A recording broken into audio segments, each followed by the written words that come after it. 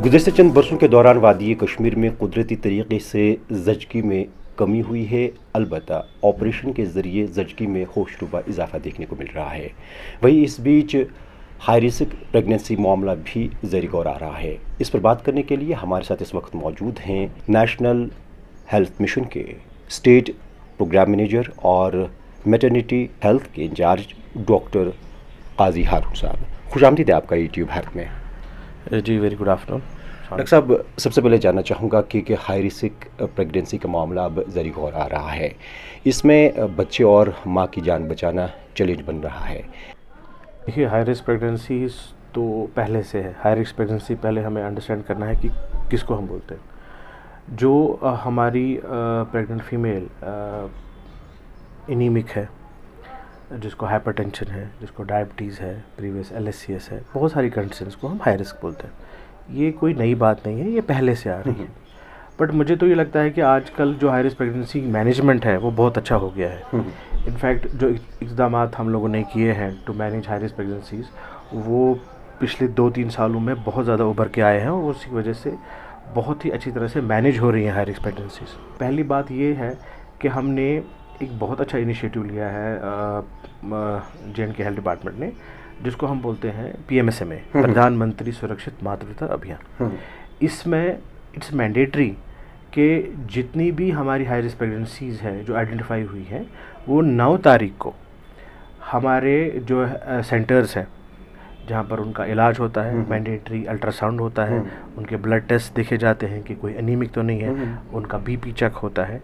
तो ये एक रूटीन मामला है जो होता है, और उसके बावजूद एक लाइन लिस्टिंग होती है। जैसे हम लोग आशा के थ्रू, ANMs के थ्रू, मेडिकल ऑफिसर्स के थ्रू लाइन लिस्टिंग करते हैं इन हाई रिस्क प्रेगनेंसीज़ की।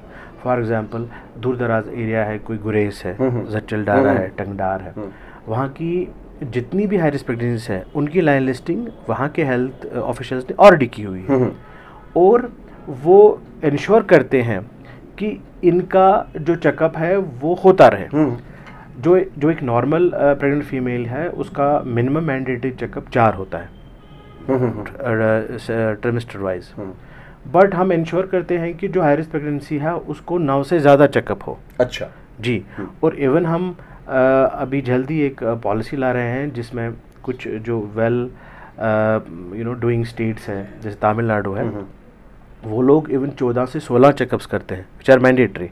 We are also coming with that soon. तो उसमें ऐसा होता है कि कोई भी हाई रिस्क प्रेगनेंसी इग्नोर नहीं होती है, नेगलेक्ट नहीं होती है। अच्छा, जिस तरह से डॉक्टर साहब आपने खुद कहा कि उनके लिए एक प्लान बनाया जा रहा है पहली, मगर फिर भी हम देख रहे हैं कि जच्चा और बच्चा की जो सुरक्षा है वो उतनी नहीं देखने को मिलती है। जो पिछले कुछ सालों से हमारा MMR है वो बहुत कम हो गया है। जो हमारी मेटल मोर्टेलिटी है वो कम हो गई है।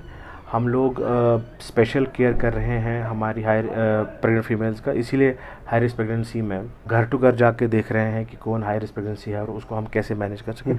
तो मुझे तो ऐसा लगता है कि high risk pregnancy management in fact ज़्यादा अच्छी हुई है पिछले 2-3 सालों से बनस्बत कुछ साल पहले जो हुई थी। अच्छा, जो मामला सामने आ रहे हैं, क्या ये डिस्ट्रिक्ट अस्पतालों में सहूलियत की फुकदान की वजह से नहीं हो रही है? नहीं, हमारे हर एक हॉस्पिटल में आई टेल यू, हमारे हर एक हॉस्पिटल में हमारे CMOC हॉस्पिटल होते हैं और BMOC हॉस्पिटल्स होते हैं। वो जो कॉम्प्रहेंसिव ऑब्स्टेट्रिक केयर है, जिसमें कि हर वो हॉस्पिटल जहाँ पर हमारी गायनेकोलॉजिस्ट मौजूद है, जहाँ पे थिएटर मौजूद है, ब्लड बैंक मौजूद है, सर्जन्स मौजूद है, और वो तो हर जगह है। आप किसी भी डिस्ट्रिक्ट हॉस्पिटल में चले जाइए, आप किसी भी CHC में चले जाइए, वहाँ पर हमारे पास गायनेकोलॉजिस्ट भी मौजूद है, वहाँ पर हमारे पास थिएटर्स भी है जो ऑपरेशनल है, हमारे पास वहाँ पे बाकी अमला मौजूद है ब्लड की है। तो आई एम नॉट श्योर कि कहीं पे फुकदान है। हाँ, अब अवेयरनेस हम चाहते हैं कि हम आपके हवाले से ये बोले कि जो हमारे प्रेग्नेंट फीमेल्स हैं जिनको फॉर एग्ज़ाम्पल अनीमिया है, एनीमिया मुक्त भारत एक बहुत अच्छा प्रोग्राम है जिसमें हम IFA जो एक इम्पोर्टेंट कंपोनेंट है हमारे एनीमिया मुक्त भारत का, डिस्ट्रीब्यूशन ऑफ IFA। बहुत सारे फीमेल्स बिकॉज़ ये बहुत लंबे अरसे तक लेना पड़ता है, तो स्पेशली प्रेग्नेंट फीमेल्स में। हालांकि हमारे एनीमिया मुक्त भारत की कंप्लाइंस जम्मू कश्मीर में बहुत अच्छी है, प्रेग्नेंट फीमेल्स लेती है, क्योंकि हमारा हेल्थ सीकिंग बिहेवियर बहुत अच्छा है। और उसकी वजह से हमारी जो अमवात है वो कम हो गई है। हमारा जो अब कंसंट्रेशन है वो यही है कि हम लोग जितने भी हमारे हेल्थ सेंटर्स में फीमेल्स आती हैं एनीमिया के, हम उनको free of cost IFA tablets देते हैं। अच्छा, हम अक्सर देखते हैं कि रेफरल केस आते हैं LD में, इस तरह के जो हाई रिस्क प्रेगनेंसी के मामलात के लोग लेकर, तो LD रेफर होता है, क्योंकि अगर आपने कहा कि डिस्ट्रिक्ट अस्पतालों या सब डिस्ट्रिक्ट अस्पतालों में तमाम सहूलियात मुहैया रखी गई है, तो फिर भी रेफरल हो रहा है। देखिए, कोई ना, मैं ये बोलना चाहता हूँ, there will always be some complicated cases district hospital में या CHC में या उससे जो नीचे लेवल्स है उसमें कोई ना कोई हमेशा ऐसा कॉम्प्लिकेटेड केस है जो हमेशा टेरिटरी लेवल पे मैनेज होगा। प्राइमरी और सेकेंडरी लेवल के अपने एक ये हैं, और टेरिटरी केयर इसीलिए होता है कि जो हमारे डॉक्टर्स को जो डिस्ट्रिक्ट हॉस्पिटल में बैठे हैं उनको लगे कि वहाँ पे मैनेजेबल नहीं है, और ये पूरी कंट्री में है, ये पूरी दुनिया में है। ऐसा नहीं है कि हर एक केस मैनेज होगा प्राइमरी और सेकेंडरी लेवल पे डिस्ट्रिक्ट हॉस्पिटल में। कुछ ऐसे भी केस होते हैं जो कि मैनेज होते हैं सिर्फ हमारे टेरिटरी हॉस्पिटल्स में। हम लोग इंश्योर करते हैं कि जो डॉक्टर पेरिफेरी से रेफर करे वो रीज़न से रेफर करे। हमारे जो एडमिनिस्ट्रेशन में है, हमारे जो सेक्रेटरी साहब हैं, उन्होंने स्ट्रिक्ट ऑर्डर्स दिए हैं कि there should be minimum reference और जेन्युइन रेफरेंस होने चाहिए। तो इस हवाले से डिस्ट्रिक्ट या सब डिस्ट्रिक्ट अस्पतालों को लेस किया जा रहा है तमाम सहूलियात से। बिल्कुल। और अगर आप देखेंगे एक डेटा पिछले 2 सालों से, हमारे जो टर्शियरी केयर हॉस्पिटल्स के रेफरल है, चाहे वो LD में हो या SMJS में, बहुत कम हो गए हैं। हम लोग कोशिश कर रहे हैं डिस्ट्रिक्ट हॉस्पिटल में ही मैनेज करने के लिए। हम लोगों ने पिछले 1.5 साल में अराउंड 27 MICUs बनाए हैं। हमने उससे ज़्यादा PICUs बनाए हैं जो डिस्ट्रिक्ट हॉस्पिटल्स में। आपके हर एक डिस्ट्रिक्ट हॉस्पिटल में minimum 10 to 15 bedded maternal ICU है, और ये पिछले 1.5 साल में हमने किया है। आपका हर कोई हॉस्पिटल है जहाँ पर हमारा मैटरनिटी ICU, जो कभी पहले नहीं था, मैटरनिटी ICU आपका लेस है विद वेंटिलेटर्स, डिफिब्रिलेटर्स और जो स्टेट ऑफ आर्ट इक्विपमेंट्स है। आप जाके कभी देख लीजिए। हमारा जो डिस्ट्रिक्ट हॉस्पिटल, चाहे वो अनंतनाग है, चाहे बारामूला है, हमारे SMJS हॉस्पिटल में 30 बेडेड मीकू बनाया गया है। हमारे LD में 10 बेडेड, बारामूला में, कुपवारा, इवन कुपवारा में, दूर दराज एरियाज में हम लोगों ने मैटरनिटी ICUs बनाए हैं। अच्छा, LD पे दबाव कम क्यों नहीं हो रहा है फिर? देखिए, बहुत सारे पेशेंट्स खुद भी आते हैं LD। ऐसा नहीं है कि वो रेफर होके आते हैं। अगर नज़दीक उनके डोर टू कोई फैसिलिटी, देखिए, हर कोई 30 किलोमीटर या 40 किलोमीटर के फासले पर वो हेल्थ सर्विस क्यों नहीं? मुझे लगता है कि LD का जो रश है वो it is not the referral rush. मैं इसलिए नहीं बोल रहा हूँ कि I am representing the health department. LD में लोग खुद भी आ जाते हैं क्योंकि भरोसा है। डिस्ट्रिक्ट अस्पताल में भरोसा नहीं है। नहीं, भरोसे की बात है ही नहीं। जैसे आज आप अगर जाएं हमारे कुछ डिस्ट्रिक्ट हॉस्पिटल्स में, जो नॉर्मल डिलीवरीज होती हैं या जो सिजेरियंस होते हैं, वो they are at par with LD। ऐसा नहीं है। हमारे जो डॉक्टर्स पेरिफेरी में काम कर रहे हैं, they are doing a wonderful job. But एक नाम होता है, जैसे LD हॉस्पिटल पे लोगों को भरोसा है, रेफर होके नहीं आते हैं, खुद आ जाते हैं। ठीक है ना। अब LD हॉस्पिटल वाले उनको निकाल नहीं सकते हैं। कोई पेशेंट किसी गांव से खुद आके LD में इलाज कराना चाहता है, तो उसमें कंसल्टिंग डॉक्टर जो डिस्ट्रिक्ट हॉस्पिटल में उसने देखा हो, उसका कोई रोल है नहीं। हाँ, जो हमारे पेशेंट्स डिस्ट्रिक्ट हॉस्पिटल में आते हैं तो हम कभी उनको we never ask them to go to LD। जो भी रेफरेंस है वो जेन्युइन है, यानी कि जिसको चाहिए, जो, हाँ मैंने फिर से कहा, जो अगर उसकी कोई ऐसी कंडीशन है तो then they are referred, otherwise they are not referred. अच्छा डॉक्टर साहब, हाई रिस्क प्रेगनेंसी से निपटने के लिए हेल्थ मिशन एक प्लान बना रहा है, ये एक्शन प्लान है क्या? अवेयरनेस कर रहे हैं। पहले हम सेंसिटाइज कर रहे हैं बेनिफिशरीज़ को कि देखिए हाई रिस्क प्रेगनेंसी क्या होती है। उसके बाद एक लाइन लिस्टिंग, जो मैंने कहा, जो पहले से मौजूद है। उसके बाद एक प्रोग्राम आया है जिसको हम बोलते हैं EPMSMA, that is the extended PMSMA which was already existing. उसमें इंसेंटिवाइजेशन हो गई है। उसमें ऐसा है कि जैसे एक हमारी आशा वर्कर है जो मोबिलाइज़ करेगी हमारी बेनिफिशरी को, हमारी प्रेग्नेंट फीमेल को दूर दराज एरियाज से किसी भी हेल्थ इंस्टीट्यूशन में, उसको हम इंसेंटिव देते हैं 100 से 150 रुपये।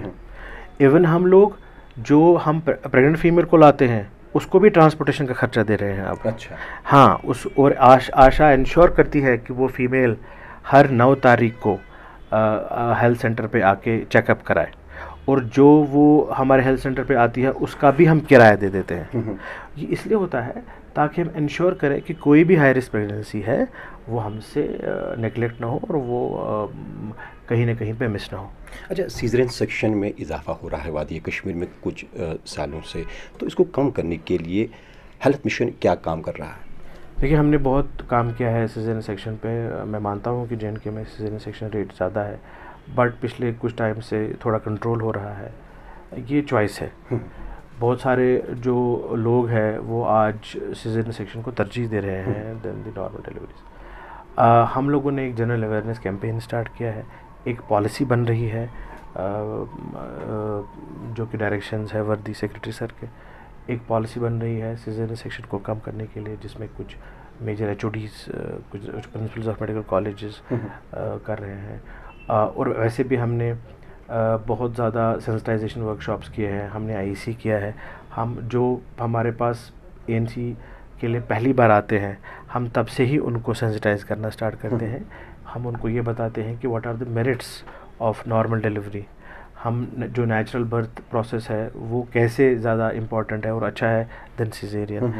अब जहाँ पर एब्सोल्यूट इंडिकेशंस है सिजेरियंस की वो तो होने ही है। देखिए, जहाँ पर नॉर्मल डिलीवरी के थ्रू बच्चा नहीं पैदा हो सकता तो ये सिजेरियन तो होने हैं।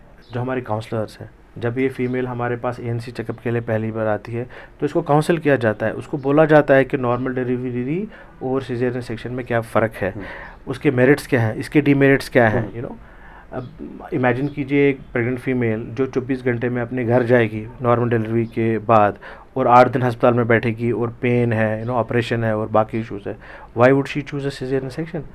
We are trying to sensitise the beneficiaries. और इसमें सिर्फ एक औरत का ही अमल दखल नहीं है, इसमें उसकी सारी फैमिली का अमल दखल है। हम कोशिश कर रहे हैं कि हम सेंसिटाइज करें पहले उसके हस्बैंड को, फिर उसकी सास को, फिर उसकी माँ बाप को, फिर बाकी लोगों को। देखिए, ये कलेक्टिव डिसीजन होता है। ये pregnant female is not in a position to वो एक डिसीजन लें उस टाइम पे। बट अभी मुझे लगता है इंशाल्लाह जो हम इक़दामात कर रहे हैं उसमें सिजेरियन सेक्शन कम हो जाएगा। अच्छा, नेशनल हेल्थ मिशन कई स्कीमें मुतारिफ़ कर रहा है और कई स्कीमों पर काम भी कर रहा है, मगर आम लोग जो है नावाकिफ़ है, तो इस हवाले से नेशनल हेल्थ मिशन अपने जो स्कीम्स लोगों तक पहुंचाने के लिए किस तरह के इक़दामात उठा रहा है?